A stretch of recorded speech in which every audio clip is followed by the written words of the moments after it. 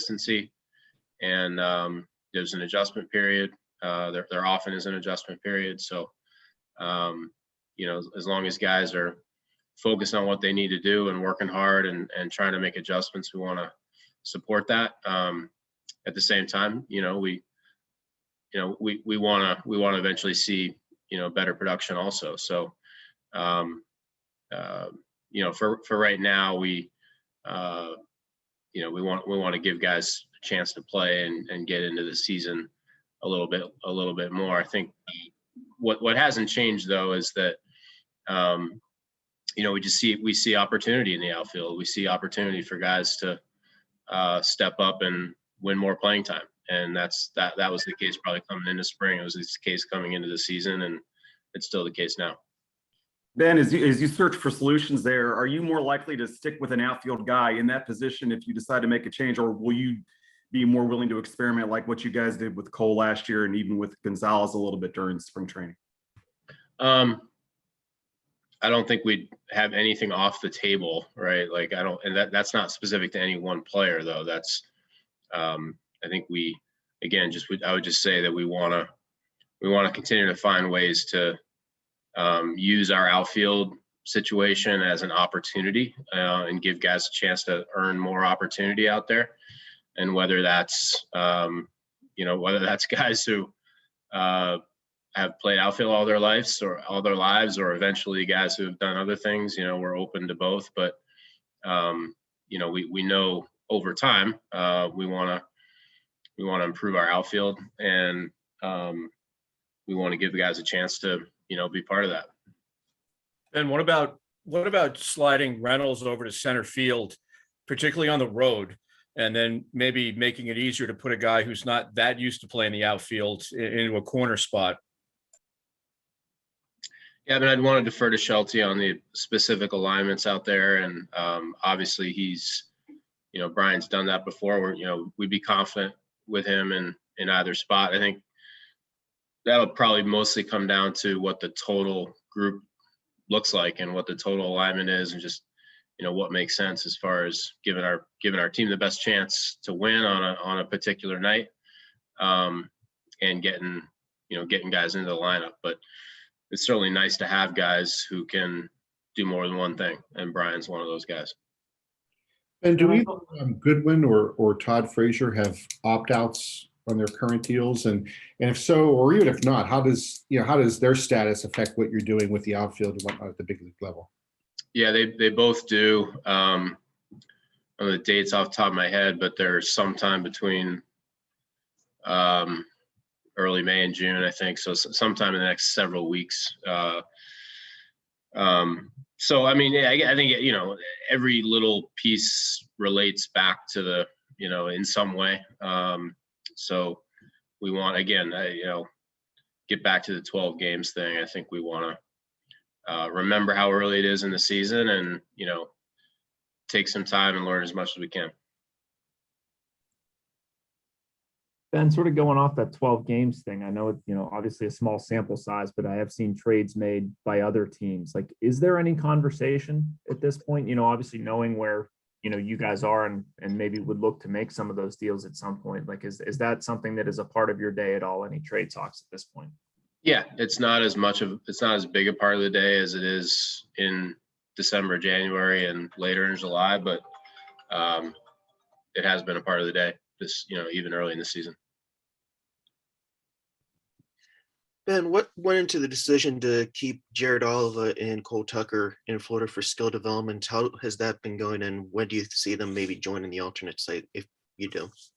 Yeah, I think coming out of big league camp when they were optioned, we had identified some things with them. Like they were part of the conversation, particularly in their offensive game, that we wanted to spend some time on, and we knew enough about what the alt site was going to look like, and just in terms of access to facility, time on the field, et cetera, that we felt like Bradenton was going to be a better place to work on those things in 2 or 3 of those cases. And so we had a conversation with those players, and handful of them stayed in Bradenton. All of us now with the alt site, and will be on this trip that they're starting.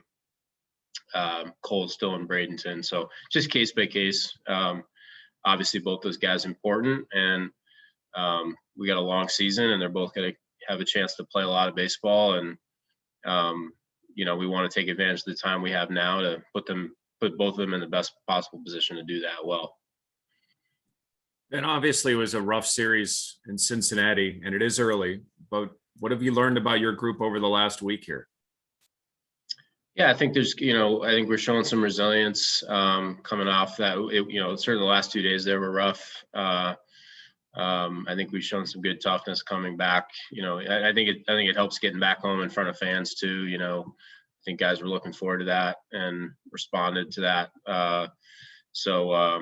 Encouraged by that. Look, we know every day there's going to be things that we're encouraged by, and also reminders of the work we need to do to get better. And I would imagine that we'll be thinking that way and saying that for most days. And it's always feels better when the outcomes are better, but we got to stay focused on what we need to improve.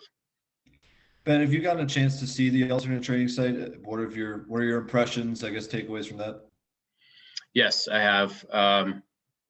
My impressions are that the staff's doing a great job organizing and keeping the energy level at a good rate. Look, it's not.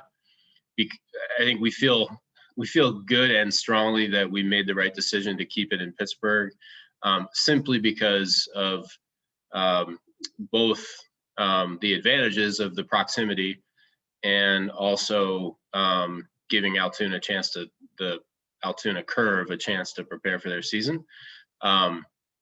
But what that's meant, and thanks again to our partners at Pitt and the Steelers, but what that's meant is like navigating around other schedules. So you got live BP going off at 8:30 in the morning, and it's hard to hit at any time, but let alone at 8:30 before the coffee sits in. So it's probably different for guys, but a credit to the staff and that player group for keeping their focus and energy at a good level. Look, obviously it's similar to AAA. There's guys in that group who would rather be in the big leagues, right? So nobody wants to be at the alt-site, quote unquote, but the energy and attitudes have been really good, and thankful for Pitt and the Steelers and just the flexibility of the players and staff to get work in. And they're going to go on a trip here same time as our big league club, and that'll give them a chance to get kind of back into a relatively more normal minor league schedule routine where they're staying in hotels and playing games on the road. Ben, now that we're trucking through minor league camp, have you determined how your middle infielders, specifically Gonzalez, Cruz, Piguero, and Bay, what positions they're going to play and where their assignments are going to be to start the season? We have not. Our staff, obviously in Bradenton right now, is thinking about that a lot, and I think that at a high level, we want all those guys to be. I think this is generally a statement for most of our position player group in the minor leagues. We really don't want to think about guys at one position for the most part. Doesn't mean that guys won't end up playing one position more than another, but we want to see guys exposed to more than one spot on the field. I'm sure that'll continue for those guys you mentioned and a lot of others. But as far as specific assignments and levels, we haven't gotten to that yet. Again, as I think I've shared before, I think in most years you probably would have gotten to those decisions sooner. In this year, because there's so much unknown, we kind of intentionally chose to wait a little bit longer on those decisions. So, but sometime between now and beginning of May, they'll have to be made, some of them, and I think we got guys in a good spot to go start playing. I know reports from Bradenton have been very, very positive as far as just the vibe, and we've got guys back on the field in Pirates gear for the first time in a year, and there's a lot of excitement about that. I'm going to get a chance to get down there this coming week, so I'm looking forward to that. To go back to the alt site real fast, have you heard anything from Major League Baseball if this is something that might extend into May? And if it does, do you have it's set with Pitt and the Steelers that you can continue into there, or would you have to find new places to host? So the first part of your question, no, nothing officially. I think there remains a desire to get minor league season started. I haven't heard anything that contradicts that. I guess until we're actually in Indy playing games, in today's world, we won't know until we're actually doing that. But that remains our desire. I know that remains the desire of the league to get minor league season started, including AAA. If for some reason it can't, yes, we're confident that we can continue to have that group in Pittsburgh for some period of time. And I know it's a very small sample size of what you've seen of Luis Oviedo, but do you have any thoughts on sticking with a 14-12 pitcher to player split or going back to even 13-13? We have not talked much about going back to 13-13. I'm sure we'll keep that dialogue open with the staff, but we haven't spent any time on it yet. So I would imagine for the foreseeable future, we'll likely be 14-12. How about your early impressions on Oviedo? Well, he's really talented. It's a really good arm. We're encouraged by, given how late he came into spring training and how few reps he had really in spring training, we knew it was hard anyway for a Rule 5 player to be in the big leagues. And then, basically effectively missing half of spring training makes it even harder. Given that, really encouraged by how he started the season. Obviously a rougher outing the other day. I think he had gone a handful of days without pitching. And he's a really young, talented pitcher who's pitching at the major league level, and he'll learn from that and bounce back. And we're happy he's here. Do you see him having to have like a larger role than most Rule 5 picks, especially once Soriano comes back and you have two guys there? I don't think there's anything holding him back from having that. That'll be up to staff and his own performance.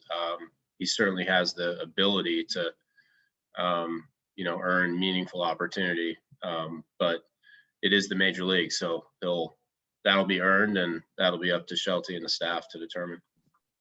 And I know you guys did vaccinations on opening day. I'm curious, with the 85%, line that Major League Baseball has had, are you guys close to that at all? And are you continuing to do any sort of like vaccination program in the interim, like before the second shot time would commit?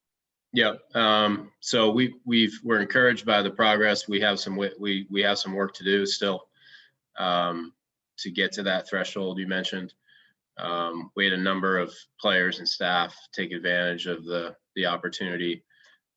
Again, there's a couple different options. So in some cases, we've got some people that are still waiting for that second shot later in April. So we'll look to schedule that. But in the meantime, yes, we are continuing dialogue with everyone in a tier, all of our tier 1 and tier 2 personnel, trying to answer questions best we can. Our partners at AHN, Dr. Kadir, specifically has been a incredible help to us just in helping to share information, educate, answer questions. We're doing similar effort in Bradenton right now, and we have a plan in place, partner with Manatee Memorial to provide vaccination to our group in Bradenton. That's going to be happening soon. So we're working hard at it, and certainly supporting people to get vaccination, and hope that as many as people as possible take advantage of that. And with Phillip Evans, he obviously will play 9 positions on the diamond if you ask him. From your standpoint, obviously, because his bat is sort of earned its place in the lineup, is there any 1 or 2 positions where you're most comfortable with Phillip Evans defensively? No, I think you'd want to ask him that question. I think I'm personally comfortable with him at a number of spots. I guess he hasn't played center or short, I don't think, recently, but he came up as a shortstop. If he had to do it, I'm sure he could do it. No, we're glad he's here on the team, and I'm sure he'll continue to get opportunities to play. was it you guys saw in him, Ben? I mean, he was a guy who his minor league career was kind of in fits and starts. He had some breakouts and he had some injuries and some setbacks. What did your scouts tell you that really caught your eye about him? Just that he does a lot of things well. And I think, he is the type of player that historically sometimes gets overlooked. He's a guy who, guys who who do a lot of things well, but maybe know not one thing at a superlative level that, sort of grabs people's attention. And he wasn't a super high pick, so he didn't have, draft pick pedigree or, that kind of profile coming through the minor leagues. But he just does a lot of things well. He gives a good at bat. He makes good decisions on the bases. He's obviously versatile defensively. He's reliable. He's a good teammate. And we did see, on top of all that, we did see some signs of progress when he was in AAA with the Cubs, just in terms of the exit and potentially getting to a little bit more power than he had previously. Not that he was going to be a 40 home run player or something, but that we saw some signs where maybe he could, start impacting the ball a little bit more. So a combination of all that stuff. And then Will Lawton, who is our director of baseball ops and pro scouting, was aggressive in trying to sign him to a minor league deal that offseason, and we're glad he did.